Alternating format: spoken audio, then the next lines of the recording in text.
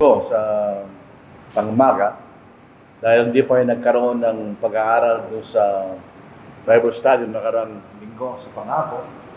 So babalikan po natin ito, alang-alang po sa mga kapatid na hindi pa nakarating sa umaga. So dito po sa ating serye ng pagiging alagad ng ating Panginoon, tinitingnan natin ang lahat ng mga paglalarawan sa atin bilang mga alagad at sa ating Panginoon. Dito sa kasalukuyang pag-aaralan natin, tayo po ay pag-aaralan natin na ang Panginoon ang puno ng ubas at tayo ang mga sanga kanya. So anong ibig sabihin nitong larawan na ito? Na ang Panginoon ang puno ng ubas at tayo ang kanyang mga sanga. Dito sa John chapter 15 verse 5, I am the vine, you are the branches. He who abides in me and I in him bears much fruit. For without me, you can do nothing. So yun ang bali magiging larawan ng pagiging sanga natin sa Panginoon. So, ito po yung kabuuan ng pinanggalingan ng ating pag-aaralan. I am the true vine, and my Father is the vine dresser. Every branch in me that does not bear fruit, He takes away. And every branch that bears fruit, He prunes, that it may bear more fruit. You are already clean because of the word which I have spoken to you. Ito po isang pangungusap na magtuturo sa atin na ang mga alagad ng ating Panginoon, hindi na sila nabautismuhan noong sa Acts chapter 2. Kasi kasama nila yung tagapagligtas, di ba? Ang sabi niya rito, malinis na kayo kaya dahil sa salita na aking ipinangaral sa inyo. Hindi katulad sa atin, hindi na natin nakakausap ang Panginoon para sabihin sa atin na malinis na kayo. Hindi na kailangan tayong sumunod doon sa pinagbilin niya na tayo mabautismuhan. Ito kanyang mga lagad, unique sila dahil nakasama nila yung Panginoon at the same time, nabuhay sila na patay na siya. Abide in me and I in you. As the branch cannot bear fruit of itself unless it abides in the vine, neither can you unless you abide in me. I am the vine, you are the branches. He who abides in me and I in him bears much fruit. For without me you can do nothing. If anyone does not abide in me, he is cast out as a branch and is withered. And they gather them and throw them into the fire, and they are burned. If you abide in me and my words abide in you, you will ask what you desire, and it shall be done for you. By this my Father is glorified, that you bear much fruit, so you'll be my disciple. So dito po sa mga talatang ito, makikita natin ang patungok-tunguhan na ating pinag-aaralan. Kung paano ang ating Panginoon, ang puno ng ubas, at tayo ang kanyang mga sanga. Ang mga salitang mahalaga na makikita natin, yung salitang abide. Manatili kayo sa akin kanya. Abide in me. He who abides in me does not abide in me. If you abide in me and my words abide in you. So ito po ang ibig sabihin na kapag tayo nananatili sa ating Panginoon, wala naman siya sa ating katawan.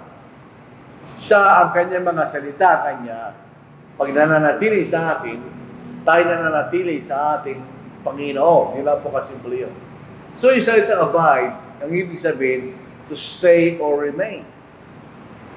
Ito po'y nasa pagkasalukuyang panahunan, kaya ito po'y patuloy na ginagawa. So it is a continual action. Hindi po ito one time na ginawa. Ito'y patuloy na ginagawa kanya. Pag tayo mananatili, yun ang ibig sabihin po sa wikang Tagalog. So hindi lang ito hit and miss. Ito'y patuloy na ginagawa kanya. Tayo mananatili sa ating Panginoon. Sa Tagalog, kung tinutupad ninyo ang aking mga utos, ay mananatili kayo sa aking pag-ibig o pagmamahal, gaya na aking pagtupad sa mga utos na aking Ama. At ako'y nananatili sa kanyang pag-ibig o pagmamahal. Kung kayo manatili sa aking salita, tunay nga kayo mga alagad ko kanya. So yung pananatili sa ating Panginoon ay ang pananatili sa kanya mga utos kanya. Yun ang ibig sabihin ng tayo mananatili sa ating Panginoon. tayo nananatili kanya sa kanyang mga utos. Gaya ng ating Panginoon na tinupad niya ang utos ng kanyang Ama. Kaya siya nananatili sa pagmamahal ng Ama kanya. So kung mananatili tayo sa kanyang mga utos, mananatili rin tayo sa pagmamahal ng ating Panginoon. Kaya kinakailangan tayong magpatuloy na manatili sa Panginoon. In other words, manatili tayo sa kanyang mga salita kanya. So ito po ay isang pinag-isipan at desisyon natin. It's a deliberate action. Talagang pinag-isipan mo yun. Pinili mo na tayo manatili sa ating Panginoon sa pamagitan ng pagsunod kaya sa kanyang mga katuruan. Hindi pinili sa atin yun. Ikaw mismo. Pinili mo na ikaw manatili sa ating Panginoon, mga kapatid. So, ito po ay isang law of nature. Ang sanga ng isang punong kahoy o sanga ng anumang puno ay katulad ng puno. Ibig sabihin, under natural situation, kung ano yung puno, gano'n yung sanga. Kung ano yung sanga, gano'n din ang puno. Meron ginagawa yung mga magsasaka na inilalagay nila sanga ng ibang klase ng punong kahoy sa isang punong kahoy, pero hindi natural yun. Ginagawa lang tao yun. Pero sa natural na paraan, walang gano'n. Kung ano yung punong kahoy, o kung ano yung puno, ganyan din kanya yung mga sanga. Although hindi sinasabi sa atin sa nabanggit nating talata na kung tayo mananatili sa ating Panginoon, na parang bagang sanga na nakakabit sa Kanya bilang puno ng ubas, tayo maging katulad niya. Pero by necessary inference, kung tayo sanga ng puno ng ubas, so tayo maging katulad ng puno. Maging ubas rin tayo, di ba? Yun ang sinasabi ng ibig sabihin kapag tayo nananatili sa ating Panginoon. Pag nananatili tayo sa ating Panginoon, sa Kanyang mga utos, tayo maging katulad ng ating Panginoon. Yun ang ibig sabihin. No? Mga kapatid ko, maaari ba ng puno ng igos o fig ay magbunga ng olibo o namang igos ang puno ng ubas? Hindi rin maaaring daluyan ng tabang ang maalat na tubig kanya. So hindi pwede magkaiba, in other words. Hindi pwede yung puno ay ubas, pero yung bunga niya ay igos. Hindi pwede yung kanya. Kung ang puno ay ubas, ang mga sanga ay ubas, at ang mga bunga ubas rin. So ibig sabihin, makikita natin, kung mananatili tayo sa Panginoon, magiging katulad tayo ng Panginoon. Yung pong natural na batas ng paglalang ng Panginoon. Like begets like. Kung ang mga magulang ay tao, ang mga imay papakanak, tao rin. Marami mga chismis na may babae na anak ng isda. Hindi totoo yun. Mga kakakalang yun, mga fake news. Kung ano yung magulang, ganun yung anak. So kung ano yung puno, ganun din siya kanya. So kung tayo mananatili sa ating Panginoon, gaya ng sain na nananatili sa puno, ay maging katulad natin ang Panginoon. Kaya nga po yung mga sanga, sila'y tumutubo, ang mga sanga ng puno ng ubas, ay tumutubo mula doon sa ubas. Puno ng ubas. Eh siyempre, kung ano yung puno, ganoon din naman yung mga sanga. They take the nature of the vine. Hindi yung nabasa natin kanina, hindi pwede yung puno ng ubas, ay magkaroon ng sanga ng igos. Hindi pwede yun. So ang ubas din sanga. Dito po sa Lucas, chapter 6, verse 40. Tandaan natin, ang pinag-uusapan po natin ay sa isang paraan na talinaga. Yun sa literal na paraan. Hindi naman tayo literally sanga ng puno ng ubas at Panginoon ay literal ng puno ng ubas. Hindi, ito isang figure. Sa Lucas chapter 6, verse 40. Ang alagad ay hindi nakahigit sa kanyang guro. Totoo yun. Hindi maaari ng isang estudyante mas magaling pa sa guro niya. Hindi pwede yun. Subalit ang sino maghanap na si nanay ay naging tulad na ng kanyang guro. Kaya nga po, yun ang significance ng larawan na ito. Dahil tayo sanga na nakakabit sa puno ng ubas, so maging katulad natin yung puno kanya. We will take the nature of the vine. Dahil nakakabit tayo sa sanga na yun. So, ganun din po, ibig sabihin ng larawan na ito. Kung tayo alagad ng Panginoon, makukuha natin yung karakter ng ating Panginoon, ganyan. Magiging katulad tayo ng Panginoon. Dahil siya ang ating Panginoon, tayo kanyang mga daga. Tayo makasalaman sa ating Panginoon, tayo maasa sa mga turo ng ating Panginoon. At magtatransform sa atin, na magiging katulad natin ng ating Panginoon. Di ba mga kapatid? Sa 1 John chapter 2, verse 6. Ang nagsasabing siya'y nananatili sa Kanya, ay nararapating lumakad gaya ng Kanyang paglakad. So, minsan, meron tayong hinangaan na kapatid. Sa Kanyang pananampalataya. Wala naman sa mato. Pero nararapat nating tularan ay ang ating Panginoon. Paano ba ang naging paksunod ng ating Panginoon sa Kanyang Ama? Paano ba ang Kanyang pag-iisip nung siya'y magkatawang tao? Anong pag-uugali ng ating Panginoon? Paano ang Kanyang kalooban kung siya'y nabubuhay pa? Gayon din tayo pag tayo alagad ng ating Panginoon. Ang nagsasabi siya'y nananatili sa Kanya, in other words, nananatili tayo sa Kanyang turo, ay nararapating lumakad kaya ng Kanyang paglakad. Kaya ang ating nagiging uliran ay ang ating Panginoon. Dito sa Efeso, ika-4 na kabanata. Paano ang ating paglago bilang mga Kristiyano? Sino ang ating uliran? Dito po sa chapter 4 ng Ephesians, sinasabi sa atin. Verse 13. Magsimula tayo sa verse 12. Upang ihanda ang mga banal sa gawain ng paglilingkod sa ikatitibay ng katawan ni Kristo. Hanggang makarating tayong lahat sa pagkakaisa ng pananampalataya at sa ganap na pagkakilala sa anak ng Diyos, hanggang maging taong may sapat na gulang, hanggang sa sukat na ganap na kapuspusan ni Kristo kanya. Paano ba ang ating Panginoon kung siya'y nagkatawang tao? Ganon din tayo kanya.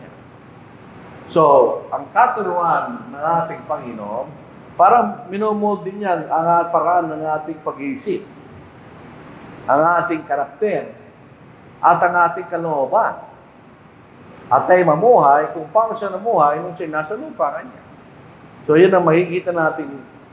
Kung tayo nananatili sa Panginoon, tayo natututo sa kanyang mga aral, ay maging katulad natin siya. So, siyempre, natuto lang tayo sa kanya. Hindi tayo pwede umigit sa ating Panginoon. Ang natural na expectation sa physical na paraan sa namang puno na nagbubunga ay magbunga. Sabi ko nga palagi kong inuulit, meron kaming puno ng mangga sa likod namin noon sa Tarlac. Hindi siya namunga. So walang kwentang punong ng mangga yun. Maliban lamang nagbibigay siya ng oxygen, yun lang magagawa niya. Pero yung inaasahan na magbunga, siya nagbunga. So pinutol namin siya. Hindi nagbubuhay. So kung tayo nananatili sa ating Panginoon, sa kanyang katuruan, kinakailangan tayo magbunga kanya. Otherwise, useless lang po tayo bilang sanga ng ating Panginoon. So ang Diyos, inaasahan niya na yung mga sanga, tayo, ay magbubunga. Katulad natin, sabi nga kanina, pag nagtatanim tayo ng anumang puno na nagbubunga, expectation natin, pagkaraan ng ilang taon, magbubunga siya at makikinabang tayo. Para masabi natin na yung punong kahoy na yun ay may kamuluhan kahit pa paano. So, yun ang sinasabi sa John chapter 15, verse 2. Ang bawat sanga sa akin na hindi nagbubunga ay hinaalis niya. Kasi useless lang yun. Kung sa literal na puno ng ubas, ang sustansya na ginagawa ng puno ng ubas ay nadidistribute niya sa kanya sa lahat ng bahagi ng puno. Higit sa lahat, sa bahagi na nagbubunga. Kung isang sanga hindi nagbubunga, nasasayang lang sustansya na pupunta roon. Kaya gagawin na puputulin nyo para magbigay lugar doon sa mga sanga na nagbubunga. At ang bawat sanga na nagbubunga ay nililinis niya upang lalo magbunga. Ito yung tinatawag natin pruning. Ano po? Pinuputol nila ng konti, nililinis nila para lalo pang mamunga at magkaroon ng magandang bunga sa susunod na panahon ng pagbubunga ng isang puno. So kung wala tayong bunga, hindi natin nilulalhati ang Diyos. Or we do not glorify God kung wala tayong bunga. So expectation ng Diyos sa atin, kinakailangan tayo magbunga. Dahil nananatili sa ating Panginoon. Anong klaseng bunga? Ito dapat nating bigyan pansin pagka itinuturo po natin anong bagay sa Biblia. Anong aplikasyon yan? Anong bunga ng ating ibubunga bilang mga anak ng Diyos o bilang alagad ng ating Panginoon? Number 1, the spiritual growth and maturity. Ang isang punong kahoy, nakatatanim pala, hindi magbubunga yan. Wala pa siyang kapasidad, abilidad, na magbunga. Maliit pa lang siya. Kailangan siya lumaki. Maging mature para makapagbunga siya. May sapat na laki. Ang isang puno, bago siyang mamunga. May sapat na edad ang isang puno bago siya mamunga. So, yung makikita natin, hindi tayo magpumunga kung hindi tayo namalago sa ating pananampalataya, tayo nagiging mature. Dito po sa pangalang Pedro, chapter 1, verse 5, sinasabi rito yung paglago ng isang Kristiyano. Yung itong description po ni Pedro, para siyang done. Nagsisimula ka sa pinakamababa at ikay umakyat sa pinakamataas. Iba naman ang description ni Apostle Paul doon sa Galatians chapter 5. Mamaya mababasa natin yun. Pero ito para siyang done. Nagsisimula ka nung ikay bagong Kristiyano until sa time na ikay makarating sa pinakamataas ng taas. Parang isang pag-aaral. Nagsisimula ka sa pinakamababang baita hanggang ikay magtapos. At dahil dito, gawin ninyong lahat ng inyong makakaya na tustusan o dagdagan ang inyong pananampalataya. In other words, pag Kristiyano tayo, meron na tayong paunang pananampalataya. Otherwise, hindi tayo susunod kung wala tayong pananampalataya. Yung unang itinuro sa atin, pinaniniwalaan natin yun. Pero hindi sapat yun. Kailangan natin dagdagan ng virtue o kabutihan. Yung salitang virtue, ang ibig sabihin, moral courage. In other words, gagawin mo yung tama kahit ano pa yung bunga. Ang kabutihan ng kaalaman. So, meron ka ng initial na kaalaman. Kaya nga sumampalataya. May initial na pagtuturo sa atin. Kaya tayo sumampalataya at sumunod. Pero dadagdagan mo pa rin ng karagdagang kaalaman. Hindi tayo natatapos pagkatapos ng bautismo. Dito sa Mateo chapter 28, babalikan mo na. Nung tayo naging alagad, tinuruan tayo. Kahit pwede maging alagad, kung hindi ka tuturuan, di ba? Sa verse 19, gawin nyo kaya sa paghayo ninyo, gawin nyo alagad ang lahat ng mga bansa. Doon sa King James Version, teaching them. Ganyan. So pag tayo ginagawang alagad, tayo tinuturuan.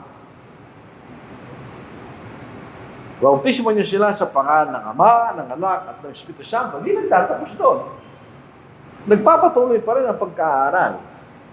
Verse 20, at turuan sila. So naturuan na tayo para tayo maging alagad, tuturuan ka pa rin ganyan. At turuan silang sundin ang lahat ng mga bagay na inutuso sa inyo.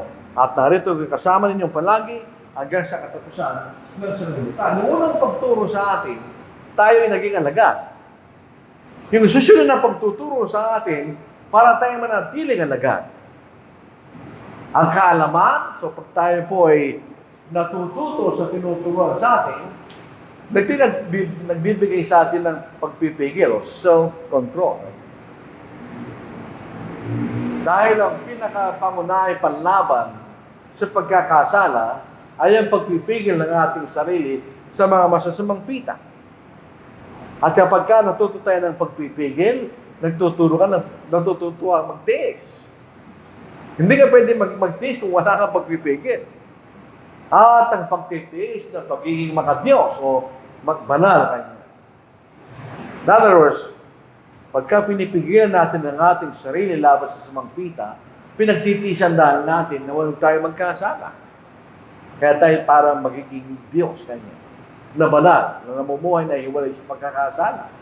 At ang pagiging mga Diyos ng pagmamahal sa kapatid. Ito po ay tama, pero hindi ko alam susunod. At pagmamahal sa kapatid ng pag-ibig para bumaliktad. Ito yung pinakamataas ang taas ng pagmamahal.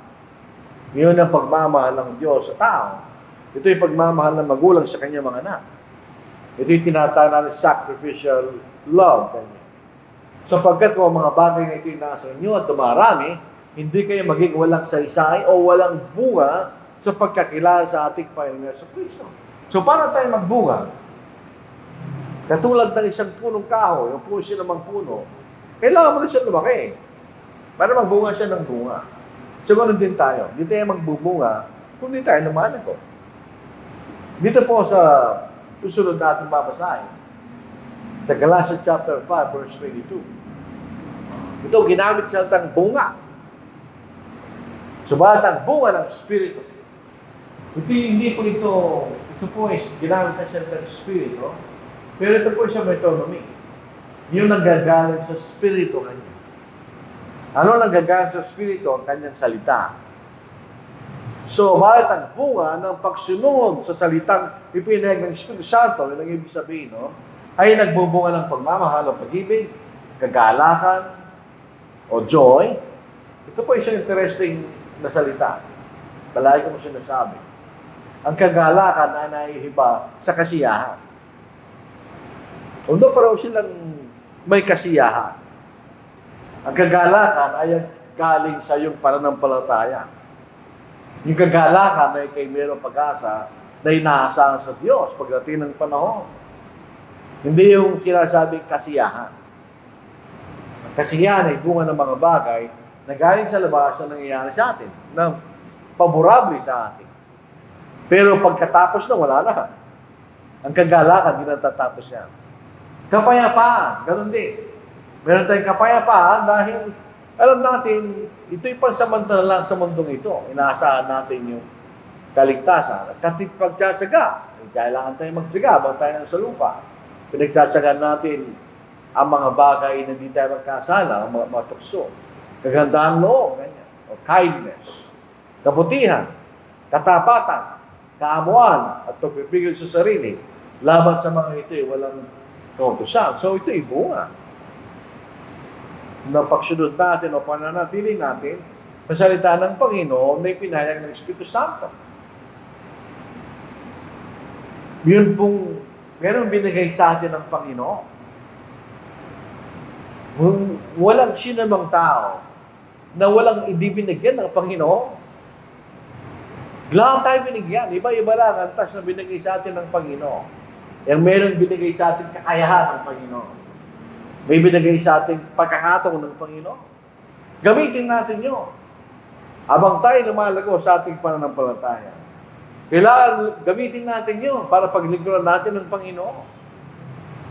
Dito sa Mateo chapter 25, ito yung parable of the talents. Sa English, ang talent ay kakayahan. Pero ibig sabihin ng talent ay pera. Pag-aari. Kaya tama yung Tagalog. Sapagkat tulad sa isang tao na maglalakbay o aalis, tinawag niya ang kanyang mga sariling mga alipin at pinagkatiwala sa kanila ang kanyang mga ari-arian. Yung isa, 5, yung isa, 2, at yung isa. Ang paghahati ng kanyang mga ari-arian ay ayon sa makakaya ng bawat isa. In other words, alam ng Panginoon yung kakayahan nung binigyan ng isa, binigyan ng 2, at binigyan ng 5. Pero inaasahan ng Panginoon, ayon sa binigay sa kanila, binigay niya sa kanyang mga alipin, na yun ay lalago at gagamitin nila sa kapakinabangan niya. Yun ang inaasahan niya. Pero problema, yung 5 ay nagbunga ng 5. Yung 2, nagbunga ng 2. Yung isa, hindi. Tinago niya yung binigay sa kanya. Tinago niya sa lupa. Wala siyang ginawa. So pagbalik ng Panginoon niya, siya pa rin ang binigay niya. So siya pinarusaan ng kanyang Panginoon. At ang aliping walang pakinabang, kaya wala siya ginawa, ay tapon niyo sa kadiliman sa labas. Doon ay magkakaroon ng pagtangis at pangangalit ng mga ipin. Dito natin makikita na ang impyerno, hindi natin sa maintindihan. May apoy doon eh. Pero madilim. Hindi mo maintindihan yung lugar na yun. Siya may apoy doon, o namang klaseng apoy yun, pero madilim. May sabi ng Panginoon, kadiliman kayo. At doon na hindi maganda ang sitwasyon dahil may pagtangis at pangangalit na mga ngipin. Pag kayo nasasaktan at pinipigil mo yung sakit, ginano yung piipin mo. Di ba gano'n yun? Ako, naranasan ko na yun nung ilang beses. Pagka kayo namumulikat sa pagtulog mo, nagalaw mo yung paa mo, tapos namulikat ka, sakit nun. Kung hindi ka lalaki, iyak ka sa sakit. Kaya lang, lalaki ka, so ang gagawin mo, gano'n lang. Tinitis mo yung sakit. So, yun ang mangyayari sa atin. So, kailangan sa ating paglago, isipin natin ang mga bagay na ibinigay sa atin ng Panginoon. Kung ano naman yung mga yun. At gamitin natin ito sa paglilingkod sa Panginoon. Hindi naman sinasabi ng Panginoon na lahat ng ibinigay niya, ibigay natin lahat sa Panginoon. Hindi naman. May binigay sa atin para sa ating pangangailangan at kasiyahan. Walang problema yun. Pero kailangan din natin gamitin sa paglilingkod sa Panginoon. Actually, doon po sa walang Timoteo, hindi po nangyaraman. Sa ilaan na kabalata, sinabi sa atin na binibigyan din tayo ng mga bagay-bagay sa mundo para sa ating pinasisiyan. Siyempre, yun yung ating ama. Hindi naman siya gusto, kanya mga anak. Ay palagi nasa sitwasyon na sila nalulungkot. Di ba? Isayin natin.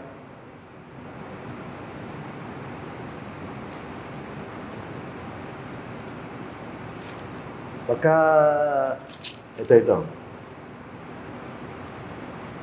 Dito po sa verse 17 ng chapter 6 ng 1 Timothy, ang mayayaman, hindi ito mga mayayaman na hindi Kristiyano. Bakit pagsasabihan ni Timoteo mga mayaman hindi Kristiyano? Ang mayaman sa libutan ito, atasan mo na huwag magmataas.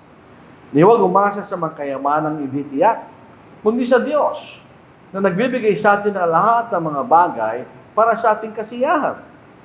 Dapat sila gawa na mabuti, maging mayaman sa mabuting gawa, bukas ang palad at handang mamahagi. Sa kayo magtitipon sila para sa kailang sarili ng isang mabuting saligan para sa inaharap upang sila'y makapanghawak sa tunay na buhay kanya. Yung buhay na walang kasalanan. So, kailangan natin gamitin yung mga bagay na binigay sa atin ng Diyos. Buo ngayon, magkaroon tayo ng karunungan sa ganung bagay. At paggawa ng mabuti. Itong paggawa ng mabuti, maraming kahulugan ito eh. Kasama na yung literally tumutulong tayo. At sumusunod rin tayo sa kalooban ng Diyos. Dito sa Mateo chapter 5 verse 16. Paliwanagin ninyo ng gayon ng inyong ilaw sa harap ng mga tao. Hindi ka naman tumutulong, no? Nakikita lang nila kung anong ginagawa mo.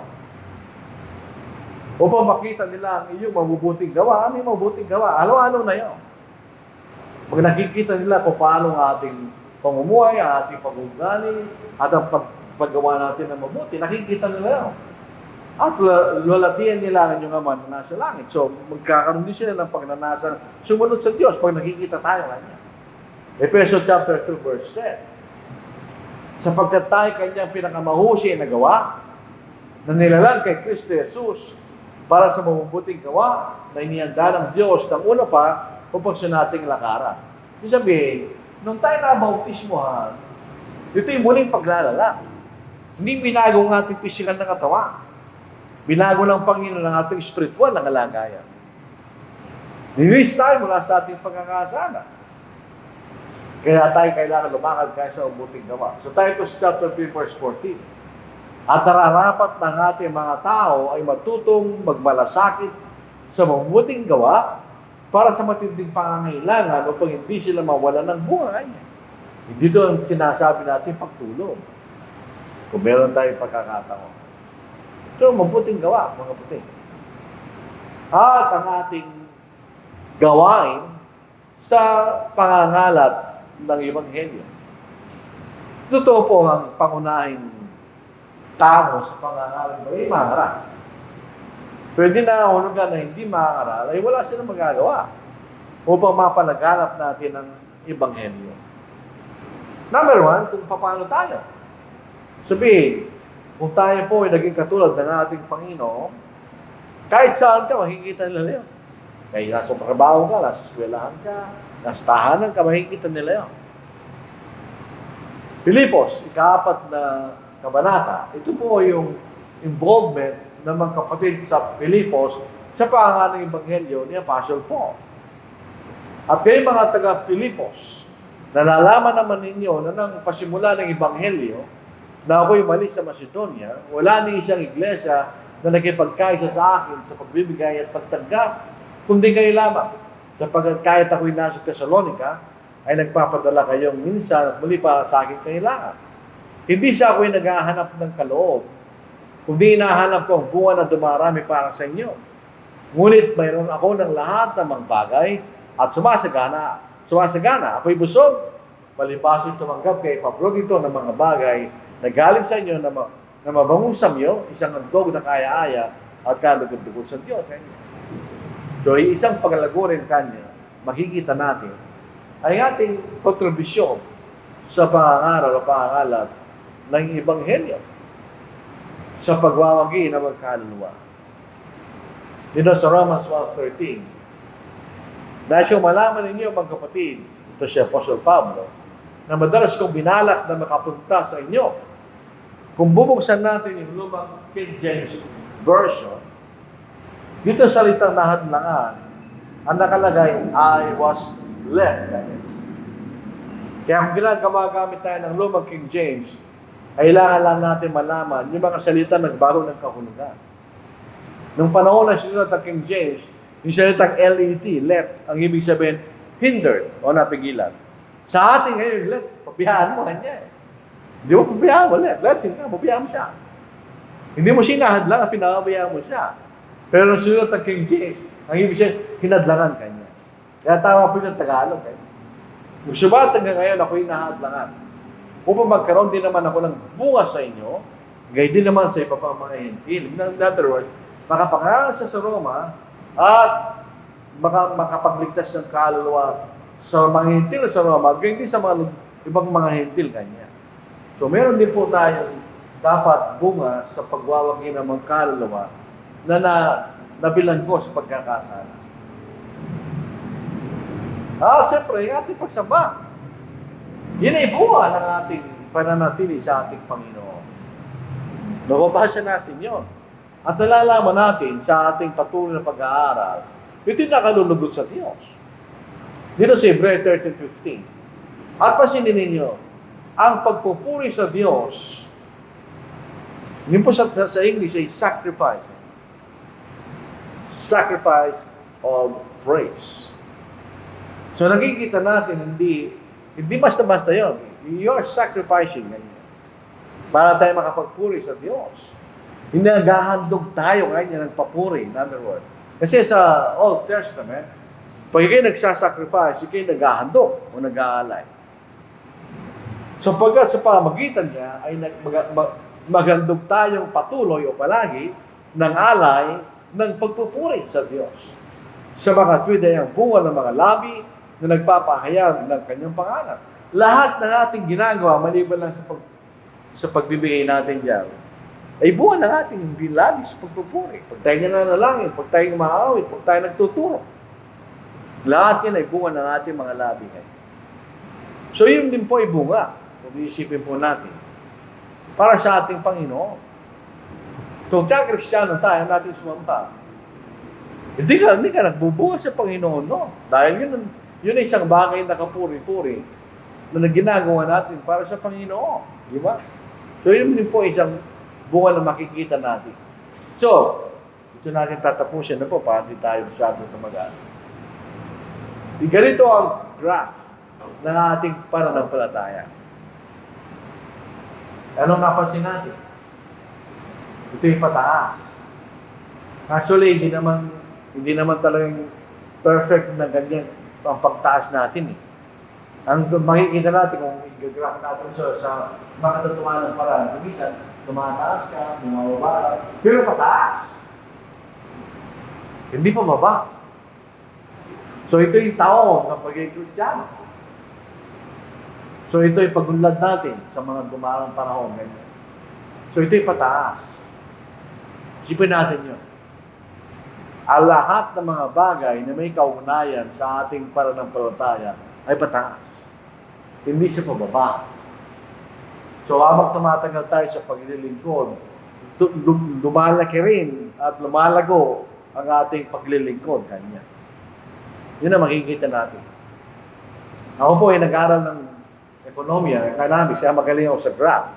Kaya lang, hindi ko marunong sa computer. Hindi ko kayang gawin yan sa isang makatotohanan ng graph. Ito yung ideal yan, sabihin natin. So, yun ang larawan sana ng ating paglago. As time goes by, tayo lumalago. At bilang panghuli, dito po sa Hebreo, chapter 5, yun ang sinasabi niya. Although ito'y nakafocus sa ating kaalaman at pagkaunawa. Dito po sa 5, Hebrews chapter 5, verse 12 hanggang verse 14. Sapagkat bagaman sa panahong ito, ang sinulatan ng sumulat sa Hebreo ay mga Hebreo. So, matagal ng panahon ang lumipas, buwan sa Acts chapter 2, mga ilang dekada ng panahon ang lumipas. Ang sabi rito, sapagkat bagaman sa panahong ito, medyo matagal na, dapat na kayo mga guro na. Kailangan muling may magturo sa inyo ng mga unang simulain ng aral ng Diyos. Kayo nangangailangan ng gatas at hindi ng pagkain matigas. Yung po mga sanggol, pagka pinakaya mo sila matigas, mamamatay yun. Hindi kayang tunawin ng utsan niya, ipapakaya matigas sa kanya. Ang kailangan niyang tunawin, gatas. Pero, unti-unti habang lumalaki yun, nagbabagong tiyan niya, at naging handa sa pagtanggap ng pagkain matigas. Pero acceptable yun pag tayo bagong Kristiyano. Yung mga mabababang kaalaman, ang kailangan na ang mahulawaan lang natin. Pero habang tumatagal tayo, at nararagdagan natin kaalaman pagkaunama, lumalago rin yung kaalaman sa ating pananampalataya. Sapagkat bawat tumatanggap ng gatas ay walang alam sa salita ng katwiran, palibhasa sa isang sanggol. Ngunit ang pagkain matigas ay para sa mga nasa gulang, na dahil sa pagsasagawa ay nasanay kailang mga pandama na makilala ang pagkakaiba ng mabuti at masama. Sa katagalan po ng pagkakalam natin ng ating pananampalataya. Kung minsan nalimutan na natin kung saan mo nabasa. Pero pag may narinig kang mali, alam mo mali. Mali yun nga. Hindi yan na sinasabi ng banal na sulatan. Dahil sanay ka ng ang iyong kaisipan at pandama dun sa bagay na totoo. Ang palaging ginagamit na halimbawa po rito, pag ikay nag-aaral ng anumang wika. Ang anumang wika, mayroong rules yan para matutunan mo yung wika. Halimbawa, kung nag-aaral ka ng English, mayroong grammar ka nga. Pag nag-aaral ka, napakahirap ng pag-aaral na yun. Pero pag natutunan mo yung rules, minsan nalimutan mo na yung rules. Pero pag narinig mo ako nagsasalita na mali, mali yung gawin, yung tenga mo, hindi tatanggapin nyo. Bakit? Nasanay ka. Doon sa tamang palutuntunan ng wikang yun. Ganoon din sa ating pananampalataya. So dito na tapos yung pansamantala ang ating pag-aaral, loobin ng Panginoon. Ito po ay ating magpapatuloy sa susunod na linggo. Maraming salamat mga kapatid. Mali ba lang, meron tayong tanong. Pero wala naman po tayong tanong. So, tuloy na po natin ang ating pagsamba.